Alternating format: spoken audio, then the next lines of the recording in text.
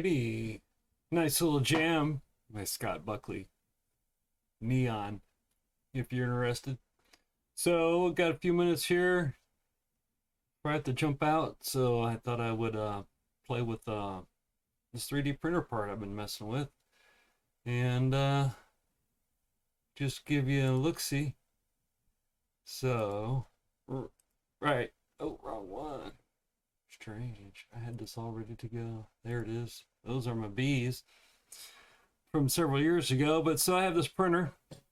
It's a hobby I put down a while back and kind of picked it back up. And as happens, you'll find you want to upgrade your printer. So this is a stabilization arm on an Ender 3. And this is the screw that makes the carriage go up, up, up, up. So I want to stabilize this just because. And if I put the bracket below this bracket, I lose some print height. And if I put the bracket here, it sticks out too far. So I gotta lose 5 millimeters along here. And we'll show you what I'm talking about. So this part right here is what we're gonna go after. And I have already downloaded it. And we're gonna import it.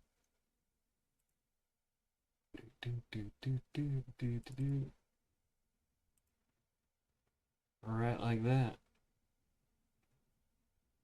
Oh, purple. Yeah, it's okay. Oh, not upside down. Alright, so first thing I want to do, the Tinkercad, which is a cool website, tinkercad.com. I'm just going to turn this around. I have this snap settings down here set to 1 millimeter. So I can drag my part here and line it up. I'm going to show you the wrong way to do this real quick like. So we'll change the color. Give me that. Let's go with bright green. All right. So I want to lose this 5 millimeters between these two. This edge of this bearing hole and the face of this bracket part. So logically you would think I'm just going to grab this eraser block or a space block, do the 5 millimeters, a little wider, and just drag it over here, right? If I can actually read what I'm doing. There we go. So I'm going to line it up on that face. 5. Oh, look, it's half of one of these 10 blocks. So if I do that, all right, and I can combine those shapes, so I'm actually combining a block of empty space with a block of full space. Now I have this. So I want to select those two things together. Well, can't quite do it easily. So I'm going to copy and paste. Dig. So again, this is the wrong way to do this. I'm going to take another eraser block, come over here. Fun, huh? And, oh, how about we turn this so we see what we're doing here. So I draw this out, pull that out. Groovy. You'd think this is the way to do this, right? And if I do the same thing, take this over here.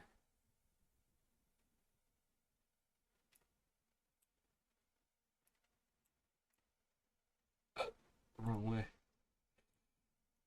Over here.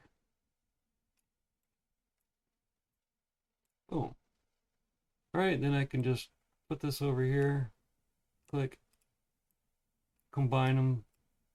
Well, what happens is when you import it to your slicer, which is the program that converts that block into something the printer can print. And so if I click this, and if I click slice down here, boom, and then go to preview, cool. You can actually see this thing, how it prints, and that's spectacular. But there's this thing, one, I done chopped this wall off right here. And two, They call this not being manifold. See, I got gaps here. So this is printing like two separate meshes. That's another way to say it. So we don't want that. All right, so I'm just going to clear my build plate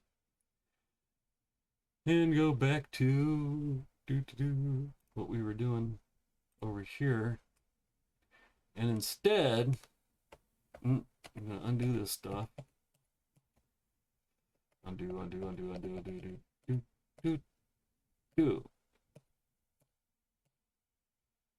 All right, so instead what you do is you can go ahead and cut this one off.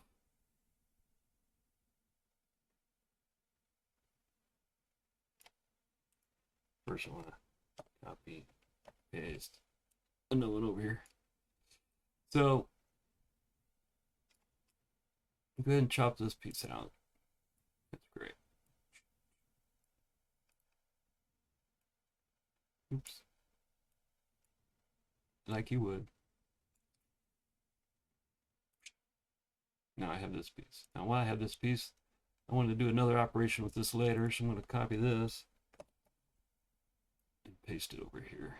I want to make these holes into 5mm holes, so I want to use some bigger screws. But the purpose of what I'm doing here, then I take this piece, and I have this on a 1mm snap still. We're not going to chop that off to that wall. We're going to leave some space. Okay, that's plenty right there.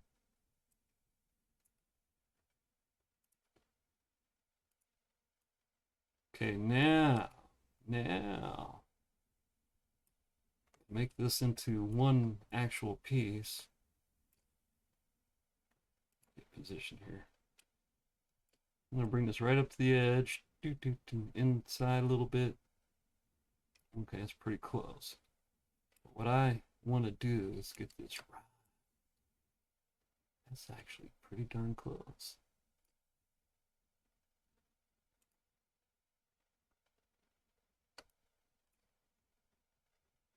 Stop it.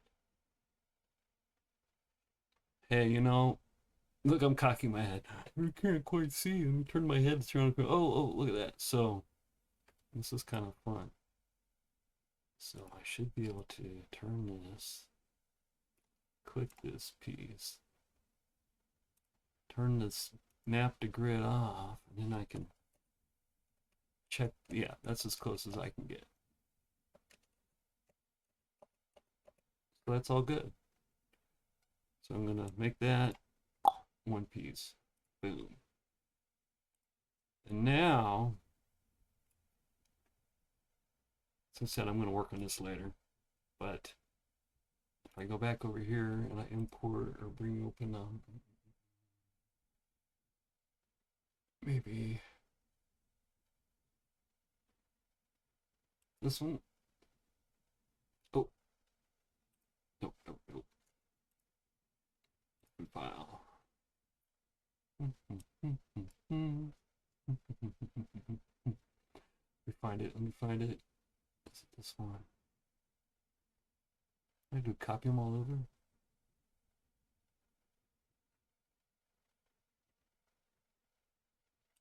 I did. I already moved this. So this one I got stored somewhere here. It's quicker, trust me. And I think it's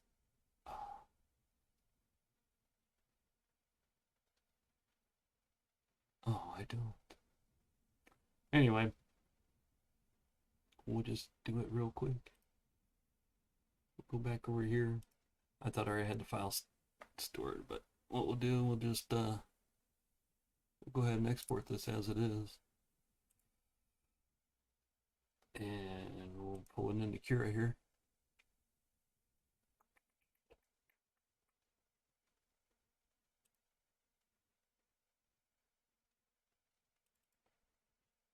All right, so we'll just don't worry about that too much. But if I slice this now, what I want you to see is how that's all one space now. So that goes all the way to the back wall there as one unit. And it's what they call watertight or being manifold. And that's it. You know, it was kind of a goof up. And when it printed, I was like, Plus, I have that whole bearing wall that's preserved. And I actually like the seam. Probably could move that seam. Anyway, you'll have fun. You know, I'm just, the idea is that you can get into 3D printing. If I can do this, anyone can do this. Why would I want to? You do have to be careful and watch the plastic rolling around your house, which is a whole nother concern these days. So I keep it in a garage under a shroud myself. Just a project I'm working. Have a great one. Thanks for swinging in.